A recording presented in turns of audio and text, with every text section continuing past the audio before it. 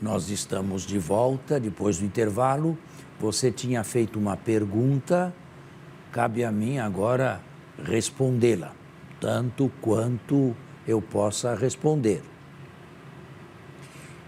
A carta segunda de Pedro, atribuída a ele, mas o último escrito do Novo Testamento, a ser redigido por volta de 110 ou 120 da nossa era, fala que a Escritura não é de interpretação particular.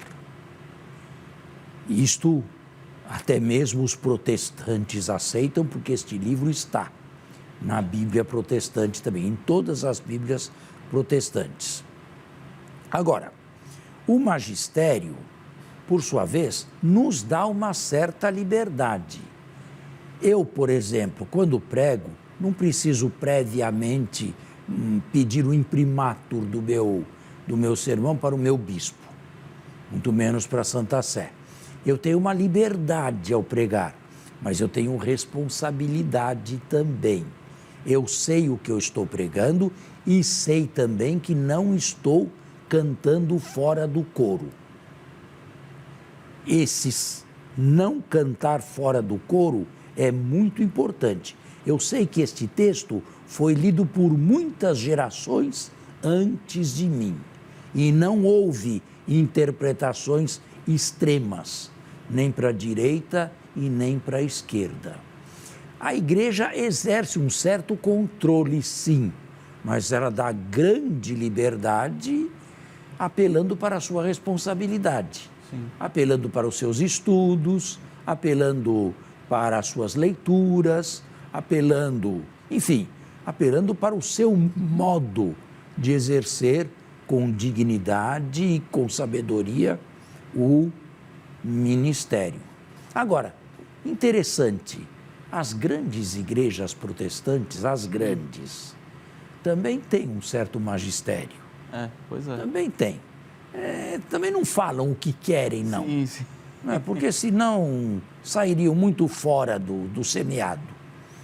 Eles têm um certo, não como nós, mas eu me pergunto também, quantas vezes o magistério interveio num sermão bíblico?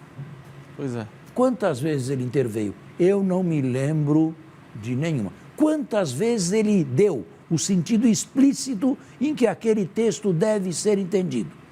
Eu me lembro de 2 casos. O primeiro, a instituição da Eucaristia, que deve ser entendido no sentido da tradição apostólica, e o segundo caso, o perdão dos pecados. Fora isto, eu não conheço mais nenhum caso em que o magistério tenha intervindo assim num pregador ou né? A não ser que seja uma pessoa muito importante, muito conhecida. Se falar uma bobagem que se espalhe imediatamente para o mundo inteiro, aí a igreja... aí ele carrega consigo a sua popularidade, não é? Aí ele responde também por aquilo que ele faz. Exato. Mas quando isso acontece?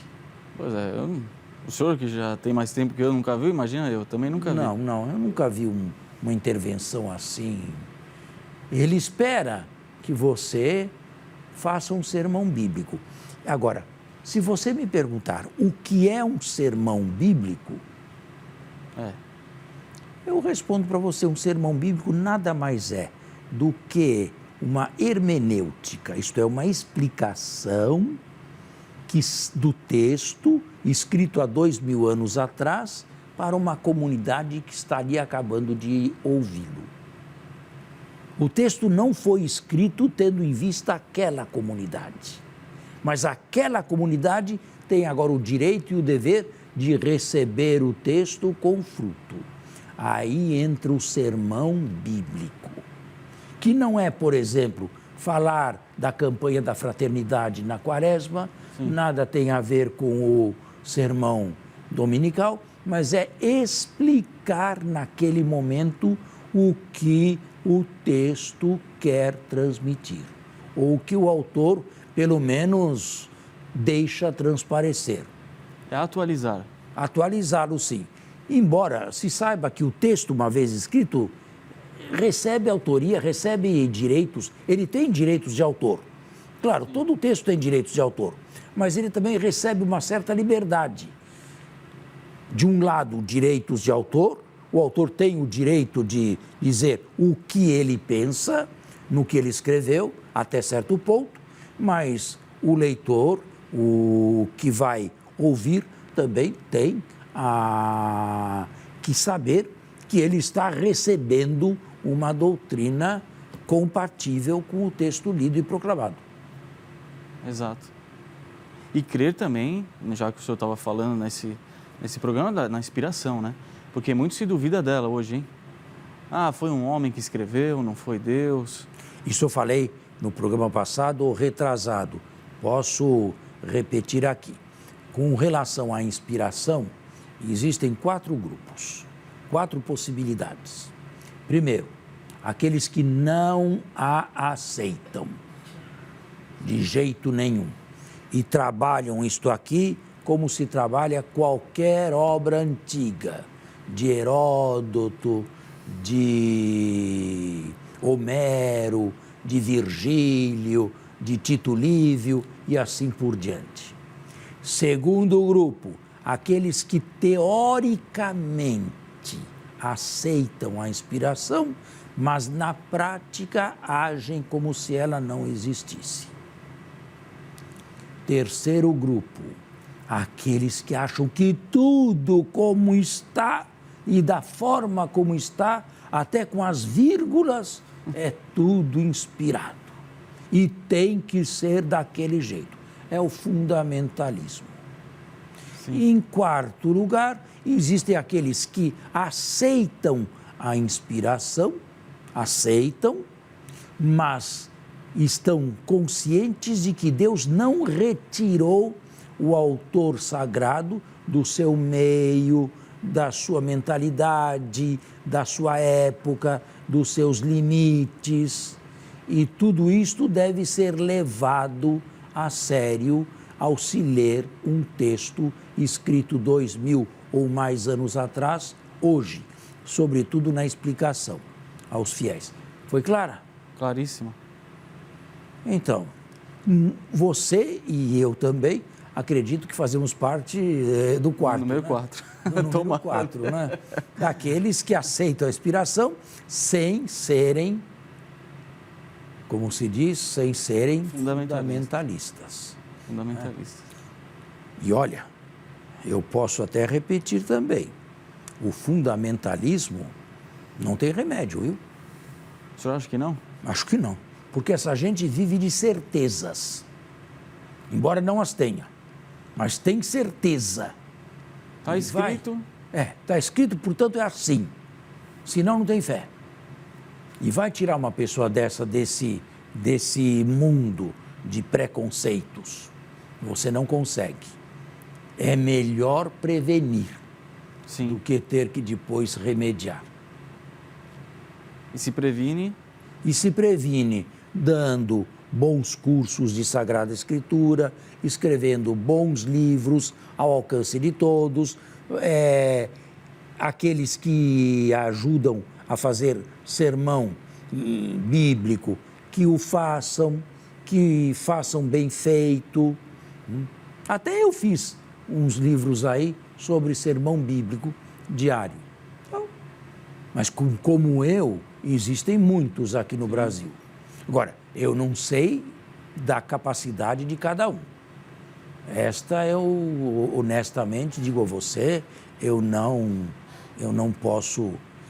Eu tenho muitos livros de homilia, mas eu trago todos da Europa, eu vou muito lá e não uso muito os livros que nós temos aqui no Brasil. Não sei se é um fator positivo ou negativo, mas eu prefiro usar aqueles que eu trago lá, depois de folhear um pouco e examinar a ideologia do autor. Sim. Agora, vale mais uma pergunta? Não? Vale. De acordo com o que o senhor estava falando a respeito do atualizar para as comunidades do dia de hoje, hoje nós vemos aí um avanço, vamos dizer assim, em vários aspectos da sociedade, em que talvez, a grosso modo, a gente não consiga enxergar nos textos bíblicos, né? Dou um exemplo, se posso falar aqui, ideologia de gênero e tantas outras coisas que acabam permeando a sociedade do dia de hoje. Como que nós podemos usar o texto bíblico para atualizar essas questões? Não, essas questões como tais não podem ser atualizadas, ou melhor, não podem ser encontradas aqui, porque a Bíblia foi escrita numa época em que isto não existia. E o autor não tinha nenhuma intelecção do que aconteceria 2000 Vamos fazer a anos ligação. depois. Agora, nós podemos apelar para a Bíblia como um todo, Antigo e Novo Testamento, para tentar mostrar o óbvio, que Deus criou no início um homem e uma mulher. E isto está claramente na Bíblia. Não criou um conjunto de machos ou um conjunto de fêmeas. Criou um homem e uma mulher e os abençoou e disse: multiplicai-vos, dominai a terra. Bem, se a pessoa se contenta com isto, e nós podemos levá-la para o Novo Testamento também, né? Tudo bem. Agora, se não se contenta com isto, o que vamos fazer? Temos que discordar e, ao mesmo tempo, conviver com essas pessoas, porque não podemos matá-las. É verdade. Não é? Temos que conviver com Respeito, isso. né? Sabe, o joio e o trigo se Cresce encontram no mesmo misturados e se cresce, e não é hora ainda de cortar um. O nosso programa está no fim. Terminou o nosso horário hoje. Eu espero voltar no próximo domingo, que é véspera de Natal. Até lá, tenha uma boa semana, se Deus quiser. Uma boa noite, até lá.